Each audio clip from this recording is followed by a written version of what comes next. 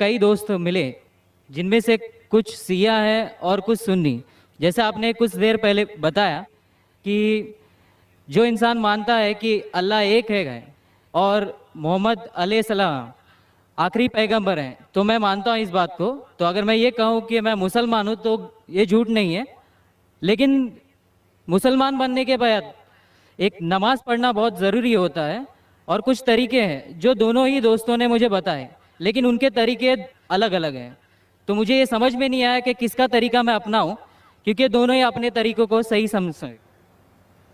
بھائی صاحب نے سوال کیا کہ اگر اللہ ایک ہے اس میں ماننا ہے اور محمد صلی اللہ علیہ وسلم پیغمبر ہے تو میں مانتا ہوں, تو اس طریقے سے مسلمان ہوں میں.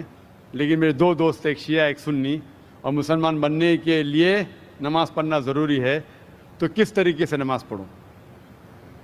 بھائی صاحب, آپ کہتے ہیں کہ اللہ ایک ہے, آپ مانتے ہیں کہ اللہ کے پیغمبر محمد صلی اللہ علیہ وسلم آخری پیغمبر ہے, تو آپ نے کہا کہ کس طریقے سے نماز پڑھوں.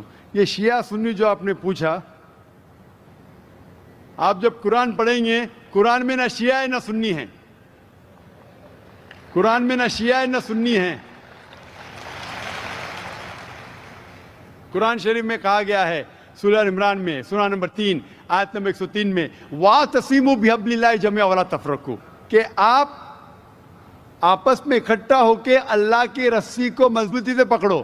اللہ کی رسی ہے قرآن اور صحیح حدیث. تو آپ دیکھیں قرآن میں کیا لکھا ہے اور اللہ کے رسول کے صحیح حدیث میں کیا لکھا ہے. تو جو بھی آپ سے کچھ کہتا ہے, اگر قرآن اور صحیح حدیث کے مطابق ہے, آپ اس کی بات مانو. جو ذاکر کہتا ہے وہ بھی کچھ اہم نہیں اسلام میں, ذاکر اسلام میں زیرو ہے. جو ذاکر کہتا ہے وہ بات ماننا ضروری نہیں. لیکن جب میں قرآن کا حوالہ دیا تو آپ کو قرآن کی بات ماننا فرض ہے. جب میں صحیح حدیث کا حوالہ دیا تو آپ کو صحیح حدیث کی بات ماننا ضروری ہے. تو اسی لیے کوئی بھی شخص کچھ کہتا ہے, اگر اختلاف ہے اس میں, تو پھر سے رجوع ہو جاؤ قرآن اور حدیث کے پاس. کیونکہ قرآن میں لکھا ہے سورہ نساء میں, سورہ نمبر 4 آیت نمبر 59 میں, ورس نمبر 59 میں, اطیعوا اللہ واطیعوا الرسول, اللہ کی اطاعت کرو, اللہ کی بات مانو اور اللہ کے رسول کی بات مانو. اور وہ لوگ those who have been charged with authority, جو اولو الامر ہے, وہ لوگ جو آپ کے امیر ہے. لیکن اگر ان میں اختلاف ہے, پھر سے رجوع ہو قرآن اور حدیث کے پاس, اللہ اور اللہ کے رسول کے پاس. تو اگر دو شخص, دو عالم, کوئی بھی اگر اختلاف ہے, آپ پھر سے مڑو اللہ اور اللہ کے رسول کے پاس, قرآن اور صحیح حدیث کے پاس.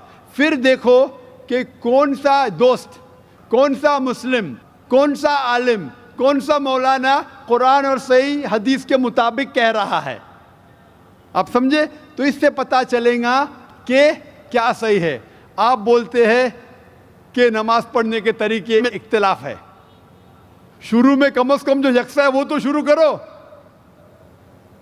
اختلاف بہت تھوڑا ہے, نماز کے طریقے میں اختلاف بہت تھوڑا ہے, جو یکساں ہے وہ تو شروع کرو. اگر آپ مسلمان بننا چاہتے ہیں تو اتنا وقت کیوں لے رہے؟ خالی نام کے مسلمان ہونا ضروری نہیں ہے, وہ کوئی فائدہ نہیں. عملی طور پہ مانو کہ اللہ ایک ہے, اس کی عبادت کرو, اور آخری رسول محمد صلی اللہ علیہ وسلم پہ ایمان لاؤ. اور اس کے بعد پھر تحقیق کرو. آپ کے دو دوست لوگ جو بول رہے قرآن سے کون میچ کرتا ہے, صحیح حدیث سے کون میچ کرتا ہے, کیونکہ اللہ کے رسول فرماتے, صحیح بخاری کی حدیث ہے, اس طریقے سے نماز پڑھو جس طریقے سے آپ نے مجھے دیکھا. تو جو صحیح حدیث سے ثابت ہے, قرآن اور صحیح حدیث سے, اس طریقے سے نماز پڑھو. لیکن اگر 19-20 فرق ہے, کم از کم جو یکساں ہے وہ تو شروع کرو. اختلافی باتوں پہ تحقیق کرو, انشاءاللہ پتہ لگ جائیں گا آپ کو کیا صحیح ہے. تو انشاءاللہ ابھی آپ صرف نام کے مسلمان مت نہ ہو, عملی طور کے اوپر مانو کہ اللہ ایک ہے اور اللہ کے رسول محمد صلی اللہ علیہ وسلم آخری پیغمبر ہے. Hope that answers the question.